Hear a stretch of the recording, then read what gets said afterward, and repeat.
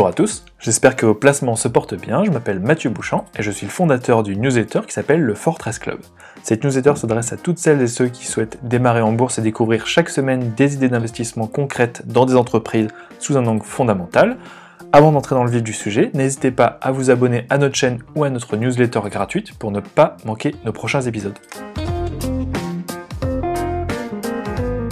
Aujourd'hui, je voulais faire un point sur une entreprise qui pourrait profiter de la reprise du secteur des cinémas et cerise sur le gâteau du télétravail.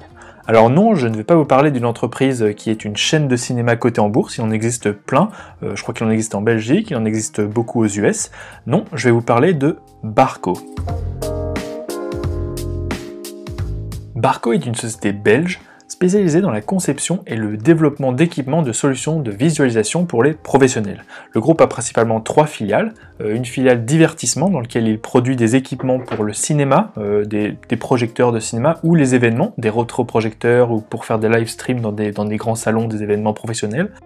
Une division entreprise, notamment c'est dans les salles de contrôle qui servent, je sais pas, à contrôler des tas de choses, ou les activités de l'entreprise, notamment les visioconférences. Et la dernière filiale, branche importante du groupe, c'est dans la santé, c'est le secteur de l'imagerie haute résolution, de la radiologie, mammographie, les solutions connectées pour les salles d'opération.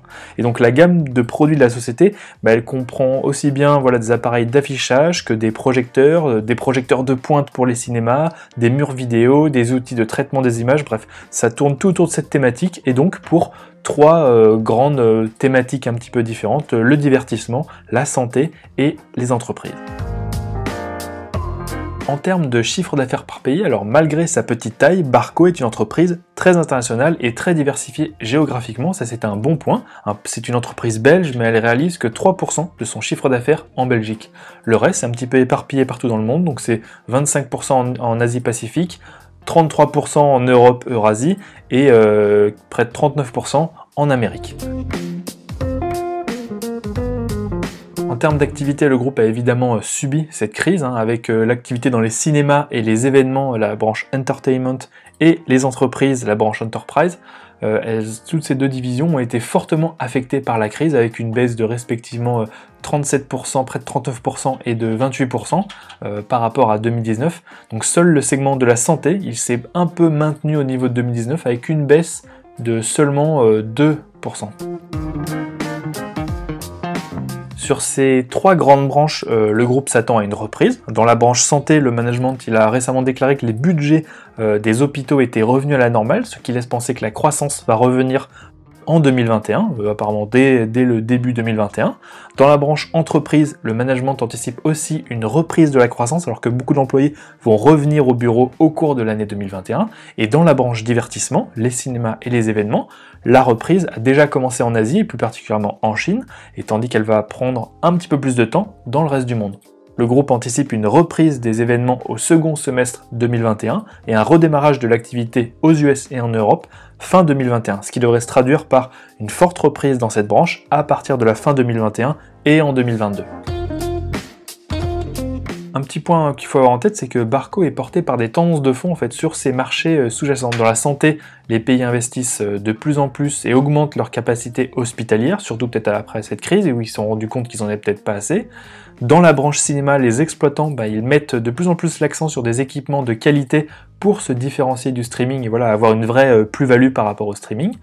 Par ailleurs, la montée du télétravail devrait renforcer les besoins en visioconférence et en outils collaboratifs, ce que fournit Barco. Et pour finir, les événements pourraient devenir de plus en plus connectés. En fait, il pourrait y avoir de plus en plus de retransmissions vidéo dans des événements ou des salons professionnels, ce qui devrait soutenir la demande des produits Barco.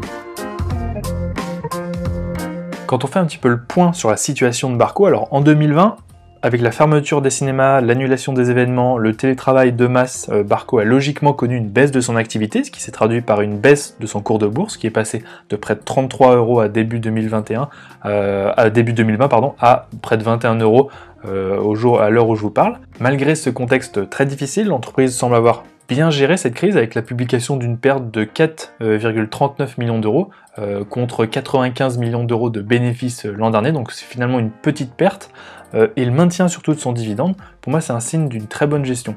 D'après les chiffres du consensus, la croissance devrait repartir sur les 3 prochaines années et les bénéfices du groupe pourraient revenir à leur niveau d'avant-crise dès 2022-2023. Un autre point qui est très rassurant sur ce dossier, c'est que le groupe est dans une situation de trésorerie nette. Il a 212 millions d'euros de cash en banque. C'est aussi, donc à mon avis, grâce à cette situation que le groupe a pu continuer de verser son dividende en 2020. Barco en avait les moyens. Sur l'actionnariat, ce qu'il faut retenir, c'est que le groupe est contrôlé à 18,3% par un homme d'affaires, Charles Baudouin, qui est également propriétaire d'une industrie qui s'appelle Van de Ville, c'est des machines pour l'industrie textile. Alors c'est à mon avis sans doute sous l'impulsion de ce dirigeant que Barco semble gérer dans une optique long terme avec peu de dettes, ce qui n'a pas empêché d'être en forte croissance sur les dernières années. Sur la valorisation, alors bien que le titre soit en baisse de 36% par rapport à ses plus hauts, la valorisation actuelle, elle reflète la mauvaise année que vient de subir le groupe. Le groupe vaut près de 2 milliards d'euros, c'est donc une moyenne capitalisation. Si vous avez une optique d'investissement long terme, la valorisation actuelle, elle pourrait en revanche être une opportunité. Quand on prend un petit peu de recul, on constate que Barco s'est négocié avec un PER élevé, autour des 30 fois les bénéfices, sur les dernières années. Certainement grâce à sa situation bilancielle, par exemple sa trésorerie nette, son dividende régulier et la croissance de son chiffre d'affaires. Et donc, si le groupe retrouve ses niveaux d'avant-crise d'ici 2022-2023, le PER 2023 de 18,9 fois les bénéfices semble être une opportunité. Et donc, ce que je retiendrai, c'est que si vous avez une optique d'investissement long terme, plus de 3 ans dans ce cas précis, ou si Barco arrive à redresser plus rapidement ses ventes, la valorisation actuelle du groupe, elle semble intéressante. Alors, mon avis sur Barco, Barco semble être une entreprise très bien gérée, avec peu de dettes, des dividendes réguliers et une très bonne gestion des coûts et des produits innovants pour ses marchés. Les branches entertainment, événements et cinéma et entreprises, les visioconférences principalement, ont évidemment été affectées par la crise du coronavirus en 2020, mais la reprise semble en cours.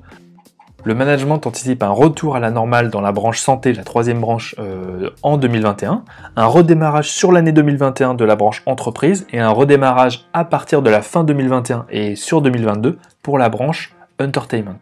Ce début de reprise se traduit déjà par la hausse du carnet de commandes du groupe qui a atteint 351 millions d'euros au premier trimestre 2021, c'est en hausse de 25% par rapport au quatrième trimestre 2020.